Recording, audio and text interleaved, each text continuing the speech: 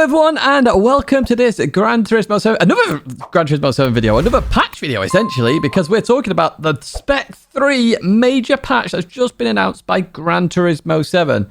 And what a patch! Now, we've just had the recent patch 1.63, which wasn't the greatest thing in the world, I did say. Are Gran Turismo looking at their message at the bottom? Well, apparently they are, because they announced this the very next day. And this is unreal. So first of all, congratulations to Gran Turismo 7. 100 million units sold is... well, it's an insane achievement, to be honest with you. Imagine selling that much. That's unbelievable, which is awesome stuff. But what we're going to do, we're going to jump straight into the content. So first up, Yas Marina Circuit is being added to Gran Turismo 7. Now, this is an interesting addition. We have many layouts there, so hopefully we'll see all the layouts. Hopefully it's not just one layout like we see on some circuits where there are more possible. But it'd be really nice to have all the layouts, be able to have different types of racing on there. It's a really good circuit to add, in my opinion, for Gran Turismo, especially with the way the physics are at the moment, because it's a very fast layout. So we've got long straights into sharp corners, means heavy braking zones. Obviously, it does mean dives are going to happen, but these kind of tracks where it's fast flowing into hard braking into fast flowing again, is where we see the best kind of racing. Think about Deep Forest Raceway, for example. There's always good racing there. Catalunya as well, in terms of that race this week. That is an awesome race in terms of Group 3. We've got long acceleration into Turn 1. Similar sort of feeling there. So this Yas Marina circuit, I think, is going to be absolutely awesome. We also got the Circuit Gilles Villeneuve come in. So essentially the Canadian track there. Once again, another fast circuit. And I suspect overtaking-wise, it's going to be very good for that as well. The intersection, maybe not so much, but that's the whole point, isn't it? Again, I'll reference Catalunya. We have the intersection where you don't have as much overtaking, but then you got the fast-flowing bits. So obviously, out of the last turn towards Turn 1, we're probably going to see some overtakes there, especially if someone clips the wall on the outside. We get down towards the hairpin, and once again, you may see some overtakes there because you've got a fast-flowing bit into a very sharp braking zone. You'll then go through the hairpin. You'll then accelerate towards the chicane, where you may actually get re-overtaken if somebody's done a slightly different line. So it's going to be very interesting in terms of that. But two good circuits, in my opinion. You'll see lots of overtaking, lots of racing. Happy days. Winner, winner, winner. We may see carnage with a pit entry at Circuit Gilles Villeneuve, but hey, let's wait and see, eh? Next, we get to some new cars. We have 8 new cars that are coming to Gran Turismo 7. 4 of them we know of. There are other 4 I didn't see any reference to, so who knows what they're going to be. First off, the big one, the 296 GT3 car. So they've completely skipped over the 488 GT3. They've gone, we don't need that for Group 3. Straight to the 296, which I kind of like, to be honest with you, because I was expecting the 488 to just appear out of nowhere at some point, being like 5 years behind and everything. So this is really nice to see. The question is, have Ferrari changed their attitude? Now, I've often talked about Ferrari in terms of they're very picky with their licensing and what cars they give and don't give and their branding, etc. I've spoken about a different game where you very much couldn't do certain things with Ferraris, and Ferraris couldn't be shown in a certain light. But the fact that we got the 296, positive. Have Ferrari changed their attitude? Hopefully so. It could be that Lewis Hamilton's helping. You've got to remember Lewis Hamilton is very closely linked to Gran Turismo, and that link may have brought such additions like this with the 296 GT3. But it's nice to see. It's nice to see we are getting a GT3 car. We're also getting a new Formula car in there as well. I don't know much about it. I did see John was mentioning an old Formula 1 car this morning, so it'd be really interesting to see. I don't think it's turbocharged, or that's what I think John has said from memory in terms of Twitter. But again, interesting. I like race cars. It's cars I will never get to drive in my life, so it's really good.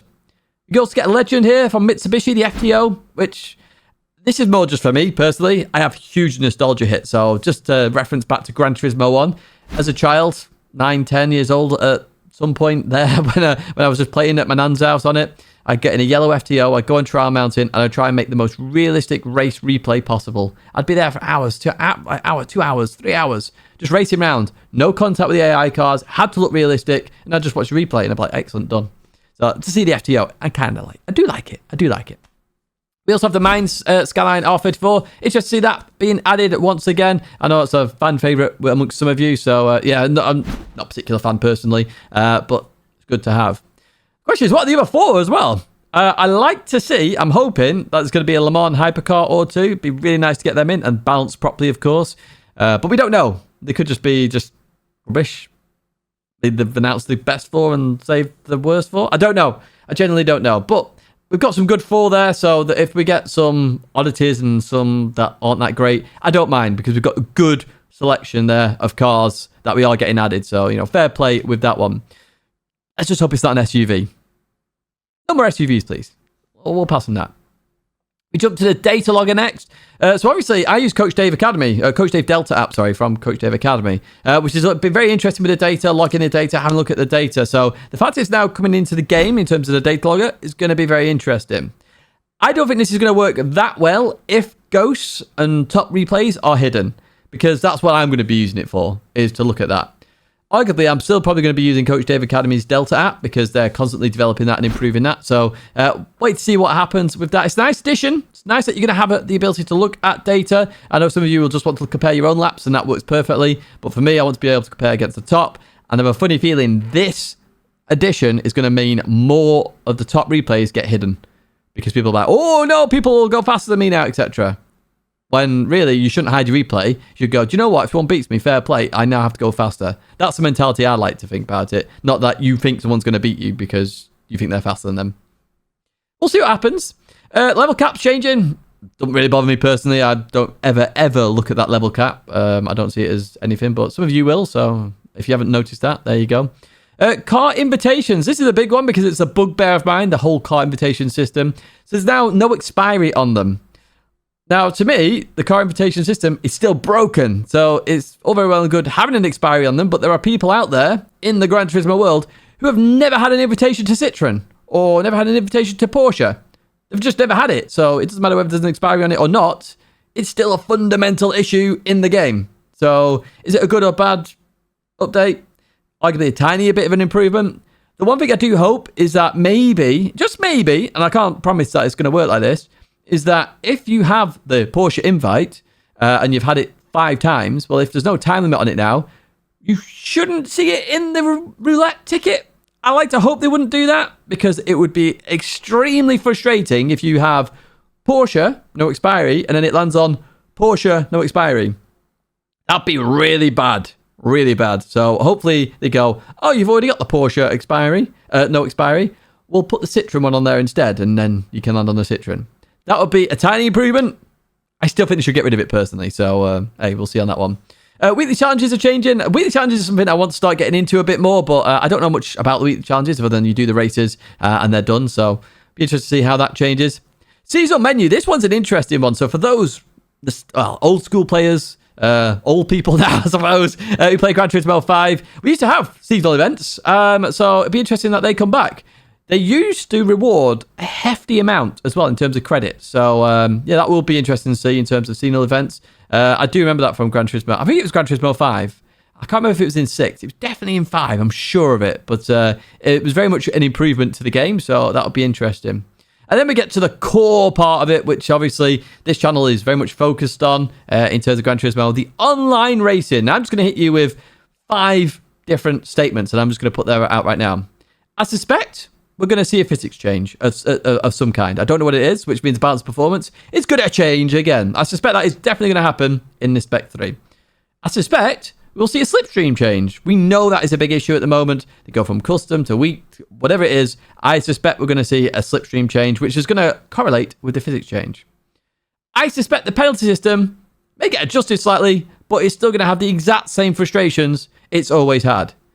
Been in Gran Turismo Sport, Gran Turismo 7, all the updates in between. We've had changes to it. It's still going to be an issue. So I wouldn't get my hopes up with that. I suspect we may get an endurance kind of daily race. It's one of the biggest complaints I would say with online racing is that there is no endurance daily race. So I'm hoping that they add that. But we'll wait and see. What else could they improve? I genuinely have no idea what else they could improve. Some people could say the safety rating system could change. Some people could say the driving rating system would change. How would it change? How would it benefit? I don't know, because there's going to be fundamental issues even after that, in my opinion. But if they could at least get the physics a tiny bit better, slipstream a little bit better, that would be good to me in a endurance daily race. I just don't see even any change to the penalty system. I just don't see an improvement happening, if I do say so myself. However, this Spec 3 is major and a positive update to Gran Turismo 7. It's awesome to see this. Now, it's coming out in December. So the choices for Thursdays in December is it's going to be the Thursday after the World Finals, which is Christmas Day. I highly doubt they're going to release it on Christmas Day because that would mean people working Christmas Day. So, I mean, they have KFC in Japan, so maybe they have a KFC and do the update at the same time. No idea. That's a Japanese special, by the way, if you didn't know. I suspect it may come out either the Thursday before the finals, as in they'll get it out and then do the finals, but I still think that's kind of busy. What I really think will happen, Christmas Eve. I think we're going to get it on the Christmas Eve, the Wednesday. And the reason for that is we just had a patch on the Wednesday previously. I think that was a tester for December. Can we get it out on Wednesday instead? I think that was a tester. I think they've done that because you do that in systems. You know, obviously system develop, you do a tester, a feeler. Okay, we can't do our Wednesday update. Let's do a Wednesday update. And I think that's going to happen on the Christmas Eve. That's my plan. Now, some of you will be going, Tidge, is the track from your envelope appearing? No, it's still not here. Give it another 10 years, it might appear. But maybe they've not got the license for it. Maybe they can't do it anymore. I don't know. But yeah, it's definitely not that. That's going to be it for this video, though, folks. I do hope you have enjoyed this little update video. Nice to see from Gran Turismo 7. Big shout out for them. And 100 million units sold. Just shows you how popular the game actually is. Now, if you have enjoyed this video, give it a like, subscribe to the channel, stay in touch with all the latest content. There are 2 videos there to check out, including the patch video for the latest patch as well. Big thank you, as always, for watching. Do check out my partners down below, and I hope to see you in another video or live stream again very soon.